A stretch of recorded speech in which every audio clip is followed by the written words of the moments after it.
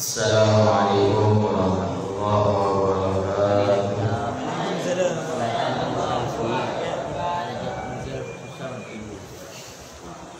Alhamdulillah, rabbil alamin, wassalatu wassalamu ala sayyidil mursalin sayyidina Muhammadin wa ala alihi wa ashabihi ajma'in. Subhanaka la ilma lana illa ma 'allamtana innaka antal alimul hakim. Wa tub 'alaina ya maulana innaka antat tawwabur rahim. Ya Fattah ya Alim, ya Fattah ya Alim, iftah 'alaina futuhal 'arifin wa faqihna fid-din wa 'allimna tawhid ya rabbal alamin. Qala al-musannif rahimahullah ta'ala wa nafa'ana bihi wa bi 'ulumihi fid dharain amin. Bismillahirrahmanirrahim. Mudabbiril khalaiqi ajma'in ay musarrifu umurihim ala wafqi masyiatihi min ijadin wa i'damin wa iqamin wa man'in wa izazin wa sihhatin wa maradin. Alhamdulillah, segala puji bagi Allah Subhanahu wa taala yang banyak memberikan kenikmatan kepada kita sehingga malam hari ini dapat berjumpa kembali dalam rangka kajian rutin kita. Mudah-mudahan Allah Subhanahu wa taala tetap memberikan kenikmatan dan menambahkan nikmatnya kepada kita semua. Amin ya rabbal alamin. Salawat serta salam tidak lupa pada baginda Mustafa sallallahu alaihi wasallam. Mudah-mudahan kita selalu membasahi lisan kita untuk berselawat kepada Rasulullah sallallahu alaihi wasallam. Amin ya rabbal alamin. Alhamdulillah, kemarin kita sudah menjelaskan tentang keutamaan daripada orang yang membaca alhamdulillah, kemudian orang yang membaca ya hayyu ya qayyum, kemudian ada beberapa potongan ayat dalam Al-Quran untuk bisa kita amalkan dan membuat ataupun menjadi jalan keluar daripada permasalahan, baik dari kegundahan, kerisauan. Maka ada potongan daripada ayat Al-Quran yang akan menjawab daripada persoalan itu, yang mungkin bisa menjadi amalan yang bisa kita zikirkan di kehidupan kita. Lanjut lagi, masih dalam tafsiran ataupun syarahan muqaddimah dari beliau, Mudabbiril khalaiqi ajma'in, zat yang maha mengatur segala sesuatu, mengatur semua daripada ciptaan-ciptaan makhluk-makhluknya Allah Subhanahu wa taala. Ay musarrifu umurihim ala waqti masyiatih, yakni mengatur, menertibkan segala sesuatu perkara daripada makhluk sebagaimana yang sudah ditetapkan oleh Allah Subhanahu wa taala, min ijadin wa i'damin, dari sesuatu yang ada ataupun tidak ada, ataupun Allah berikan atau Allah cegah, ya Allah mau kasih atau tidak kasih, yaitu dari Allah Subhanahu wa taala. Wa izazin, Allah kehendak Allah mau beri kepada siapa kemuliaan, kehormatan, bahkan wa idlalin, dan kehendak Allah mau berikan kehinaan kepada siapa makhluknya ataupun kecelakaan kepada makhluknya. Itu semua kehendak Allah. Allah mudabbirul khalaiq, yang mengatur segala macam urusan daripada makhluk makhluknya. Wasihatin wa maradin, begitu juga Allah memberikan sakit, ya. Juga Allah memberikan kesehatan. Sama juga pencipta sesuka hatinya, mau berikan sakit untuk kita, mau berikan sehat untuk kita, sesuka hati Allah. Kita tak pantas untuk menolaknya, bahkan sampai memaki, mencaci maki Allah, tidak menerima daripada ketentuan, daripada apa yang Allah tetapkan kepada kita masing-masing. Ya. Wa ghairi dzalik, dan selain itu, ala hasabi ma taqtadi hukmati al-baligha, sebagaimana yang sudah ditetapkan sebelum kita diciptakan ni, ya. Kita sudah ditetapkan mati kita, ajal kita, jodoh kita, rezeki kita, semua sudah ditetapkan oleh Allah Subhanahu wa taala. Maka jangan susah payah untuk menyusun kembali kehendaknya kita sendiri tanpa melewati ataupun mengikuti kehendaknya Allah Subhanahu wa taala.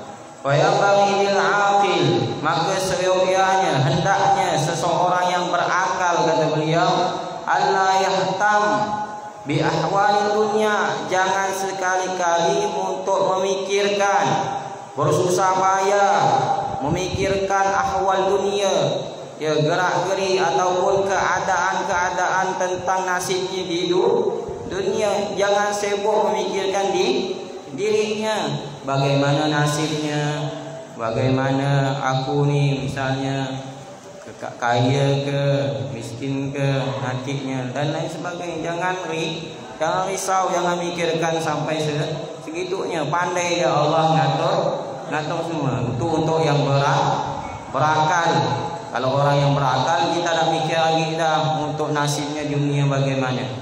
Setelah Allah mau jadikan dia miskin ke, mau jadikan dia hina ke, mau jadikan dia mulia ke, itu setelah Allah. Itu untuk yang berakal. Tapi untuk yang bodoh, yang tak berakal, dia suka mikirkan dunia, suka ngitung, memikirkan mau makan apa nantinya, mau dapatkan rezeki macam mana dan lain sebagainya. Mikir terus dia tentang ehwal dunia ni. Maka itu contoh-contoh ataupun tanda-tanda orang yang bodoh seperti itu, orang yang tak berakal seperti itu. Tapi untuk orang yang berakal, dia tak memikirkan ehwal keadaan nasibnya dunia, tak memikirkan, karena dia yakin Allah Subhanahu wa taala sebaik-baiknya yang maha mengatur, ya, keadaan kita semua. Bayu salim amrahu li maulahu, akan tetapi kita serahkan semuanya perkara kita di dunia ni, jodoh kita, rezeki kita ni, serahkan semuanya kepada Allah Subhanahu wa taala. Yang terpenting kita mau berusaha dan berdoa, ya. Kalau udah kita usaha dan berdoa, dah serahkan semuanya, kembalikannya kepada Allah. Jangan mikir lagi, aku dah usaha ni, nanti macam mana dapatnya, benda kata ada ni, dapat ke tak ada ni. Jangan fikirkan lagi, yang penting udah usaha, nanti Allah yang menentukannya, mau dikasih atau tak ada, dari terima, ya. Allah yang sebaik-baiknya penentuan untuk arah di dunia kita.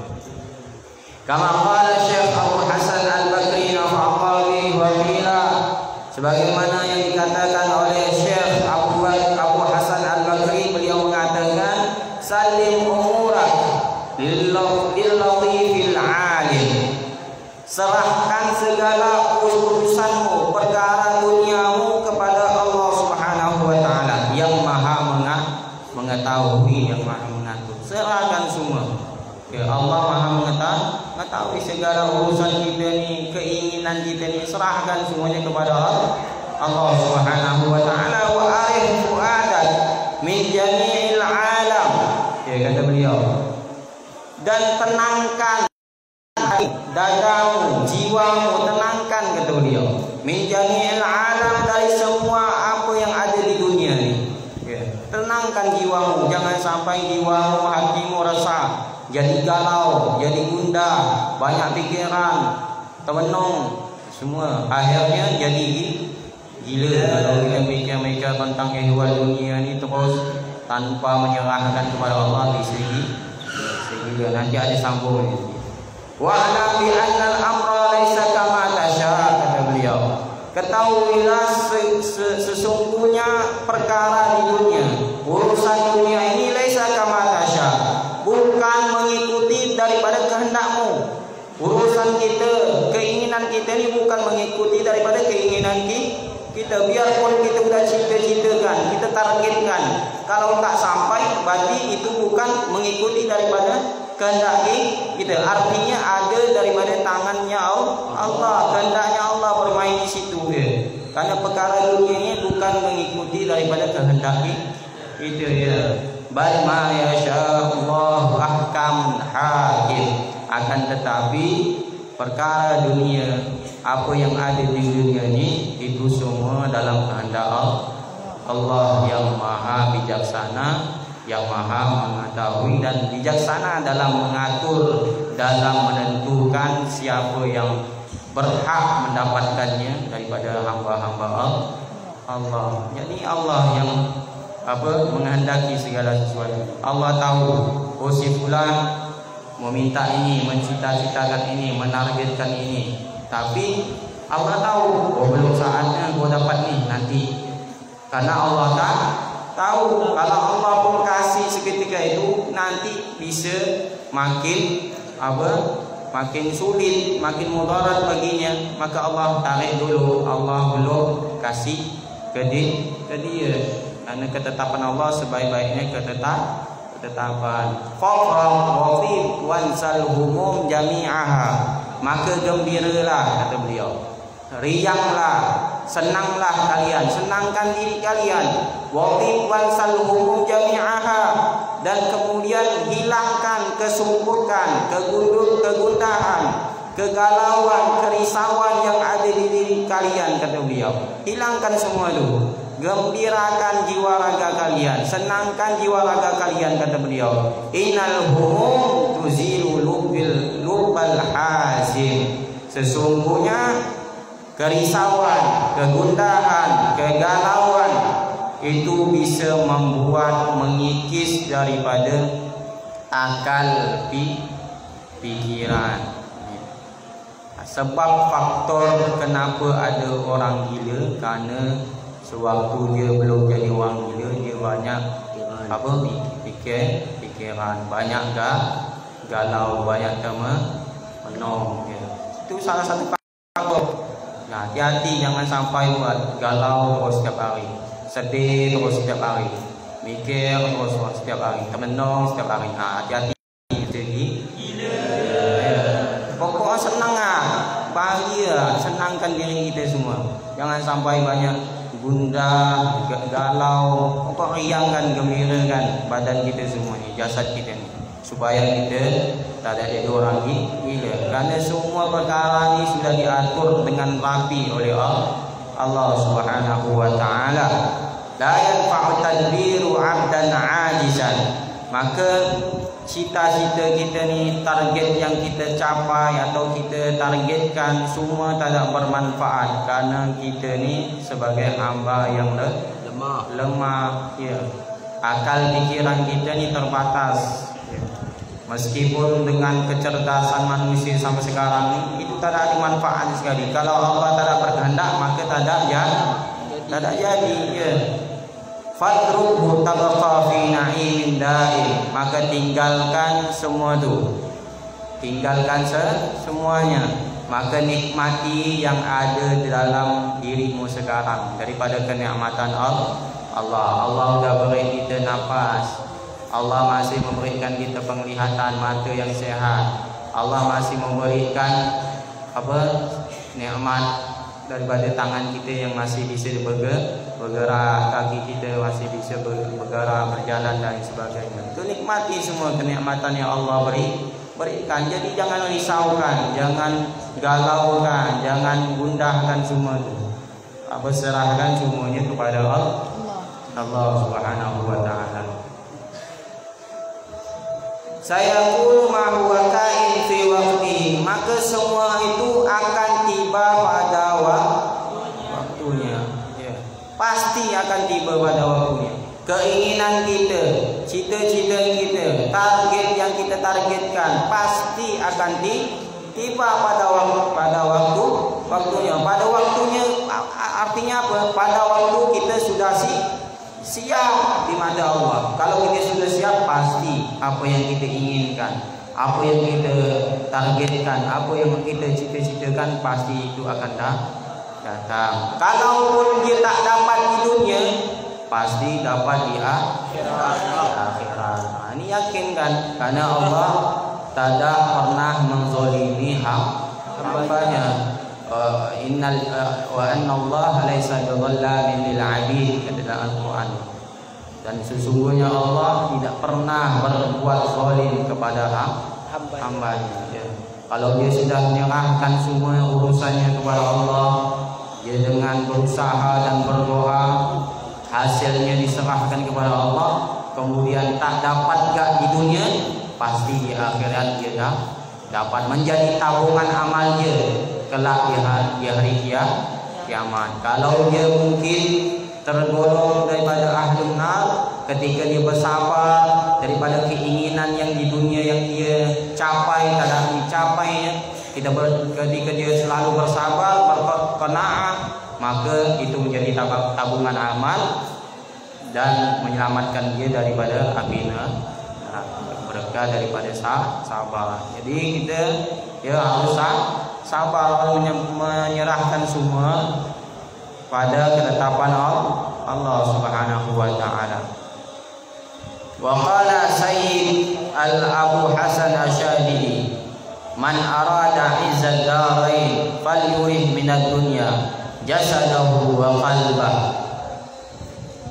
Berkata Imam Abu Hasan Asyadili, beliau pernah berkata, kata beliau ni, man arada izzad darain, barang siapa yang menginginkan kebahagiaan dunia dan akhirat, ketentraman dunia dan akhirat, keselamatan dunia dan akhirat, falyurih minad dunya jasadahu wa qalbah, maka tenangkan, santaikan jasadmu dan hatimu daripada dunia.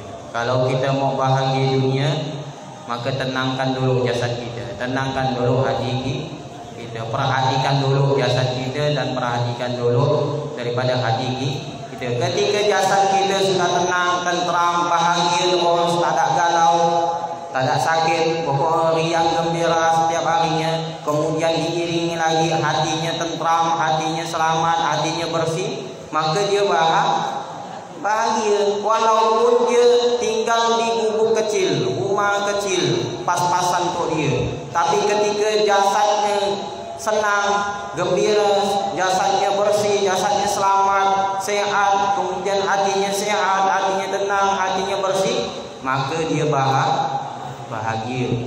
Tak ada dia gundah, tak ada risau, tak ada galau, meskipun keadaannya susah. Tapi kalau orang yang jasad hatinya tidak selamat, hatinya kotor, hatinya gelap, meskipun jasadnya sehat di zahirnya, maka dia tidak akan bahagia, tidak tenang dia itu.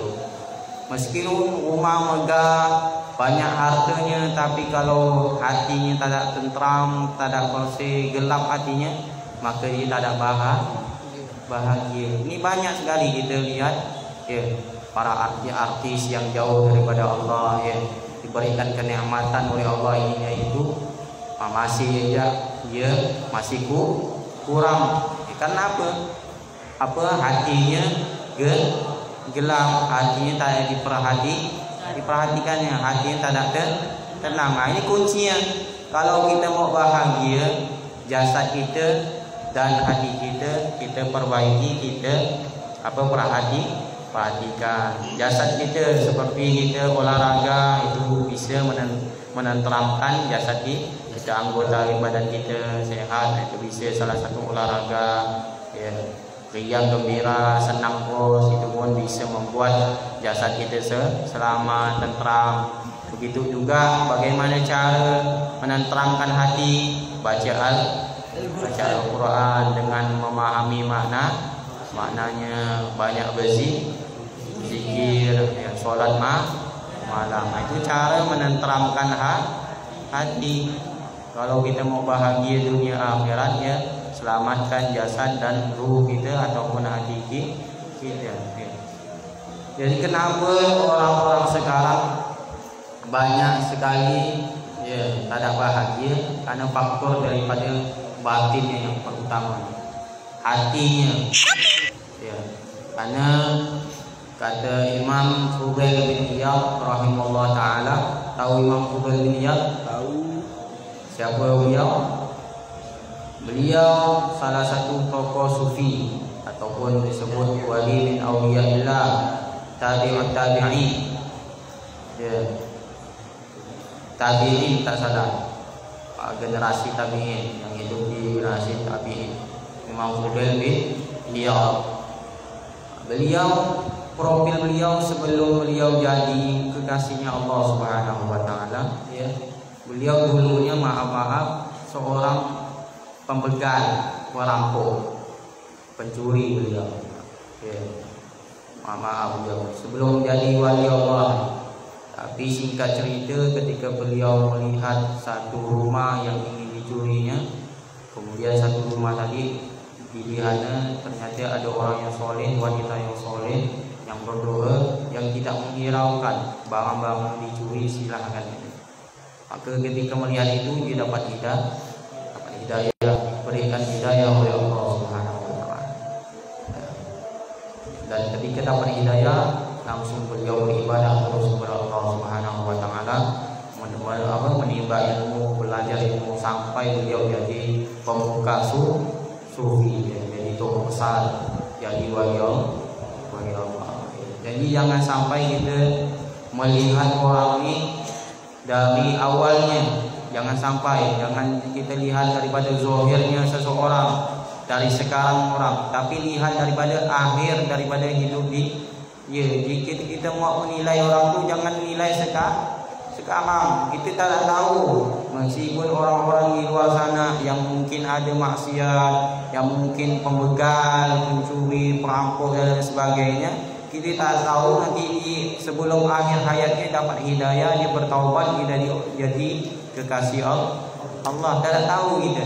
Maka jangan sampai kita nilai orang tu dari sekarang. Itu bisa buat hati kita rusak, kan? Jangan sampai. Dan contoh yang sederhana lagi, Sayyidina Umar bin Khattab, ya. Beliau ketika belum dapat hidayah gimana? Beliau sangat benci dengan Islam, benci dengan Nabi Muhammad. Tapi ketika sudah dapat hidayah, orang yang nomor satu dalam membela Islam, membela Nabi Muhammad. Jadi itu kisah-kisah seperti itu menunjukkan pelajaran besar bagi kita. Jangan sampai kita nilai seseorang itu dari sekarang. Kita tak tahu sebelum dia mati itu mungkin dia jadi kekasihnya Allah. Ya. Pokoknya jangan pandang hina makhluknya Allah Subhanahu wa taala, ataupun pembegal, perampok dan lain sebagainya. Jangan sampai kita caci maki ataupun sampai bunuh mereka, ya. Jangan sampai, ya. Tapi orang-orang sekarang ini kan lihatnya dari sekarang, ada perampok, ada pencuri, misalnya pencuri kotak amal masjid langsung dipukul sampai mati. Nah, itu keluar batas dah. Itu tidak diajarkan dalam agama Islam. Kita tidak tahu sebelum dia mati itu mungkin dia mau bertobat, ya. Mungkin dia mau curi itu karena ekonominya, anak tak makan, istri tak makan, ya. Kita tak tahu, ya. Seandainya kan orang yang Islam atau Muslim atau Muslimah yang benar itu tahu dia bagaimana menempatkan sesuatu pada tempatnya, ya. Kalian ya, kita tahu akan ilmu. Ketika ada orang yang berbuat salah, ketika ada orang yang mencuri, jangan sampai kita seperti orang-orang yang tak berilmu. Kita diajarkan dengan tata cara yang bersosial dan sebagainya. Kita diajarkan oleh guru-guru kita bersikap kepada orang-orang yang demikian, ya. Jangan sampai seperti mereka ya. Kita yang harus mencontohkan kepada mereka ya. Karena kita tak tahu kehendak Allah, mudabbirul khalaiqi ajmain. Allah yang Maha mengatur segala urusan, segala ihwal dunia ni, segala ihwal dunia dan ihwal daripada makhluk-makhluknya Allah Subhanahu wa taala. Maka ketika anak lihat di video-video ya, perampokan, pencurian, orang nyuri di kotak amal di masjid sampai dibunuh, dibakar, itu menyedihkan, sedih sekali ya. Ya, tak tahu dia sebelum dia mau curi itu tak tahu kita tentang kehidupannya. Maka jangan sampai kita terikut seperti orang-orang yang tak berakal ataupun tak berilmu. Oh ya, faham tak ni? Ba'isar rusul. Apa kata Imam Fudail bin Ayat? Kata beliau khamsun min alamatis saqa, kata beliau. 5 tanda-tanda orang bisa celaka di hadapan Allah Subhanahu wa taala. Tanda-tanda orang yang celaka tak selamat dunia dan di akhirat itu ada 5, kata beliau.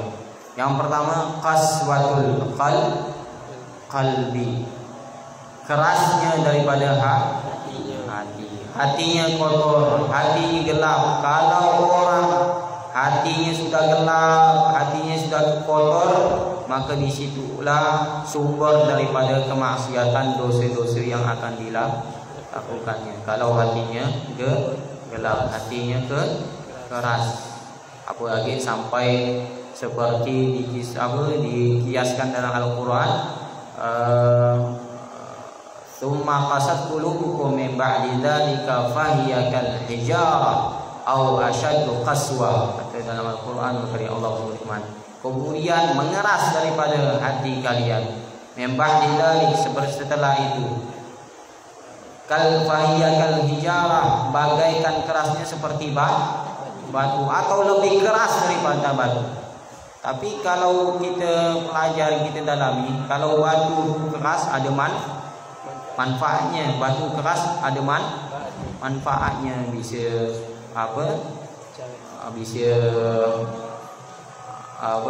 dibuat semen dan sebagainya. Pokok batu masih ada manfaatnya walaupun keras. Tapi kalau hati manusia sudah keras, tak ada manfaatnya. Ya, tak ada manfaatnya, malahan bikin mudarat bagi orang-orang yang punya hati keras. Ya, maka lembutkan hati kita ni dengan cara-cara yang sudah diajarkan oleh guru kita, seperti berzikir, seperti baca Al-Quran dan sebagainya, solat malam. Itu salah satu cara untuk melembutkan hati. Ya, jangan sampai hati kita ni keras, gelap dengan maksiat hati, sombong, riya, ujub dan sebagainya. Itu salah satu faktor yang membuat keras hati. Ya, jangan sampai. Kita berusaha untuk melembutkan hati kita semua. Mudah-mudahan Allah lembutkan hati kita semua. Amin ya Allah. Yang kedua, kata beliau, tanda orang yang celaka yakni jumudul ain. Apa jumudul ain? Apa? Bekuknya air mata.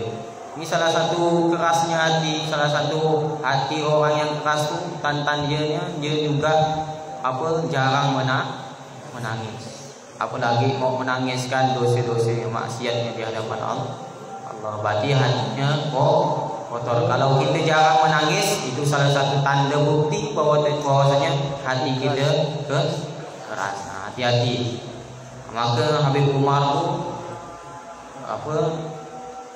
beliau banyak menangis, sampai-sampai klinik kacamata daripada yang beliau sering beli. Jadi istilah beliau dah kata penjaga toko kacamata ni, ya Habib, jangan sering menangis ya Habib, nanti mata engkau nanti buta ya Habib. Maka bisa mengurangi daripada penglihatan matamu kalau engkau sering-sering menangis, kata penjaga toko mata ni. Apa kata Habib Umar?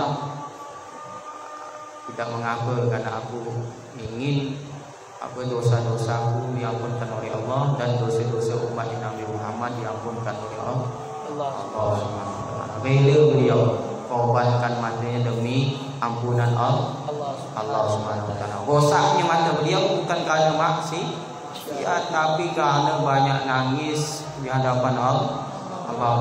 Hati beliau bersih, hati beliau bercahaya, hati beliau lembut.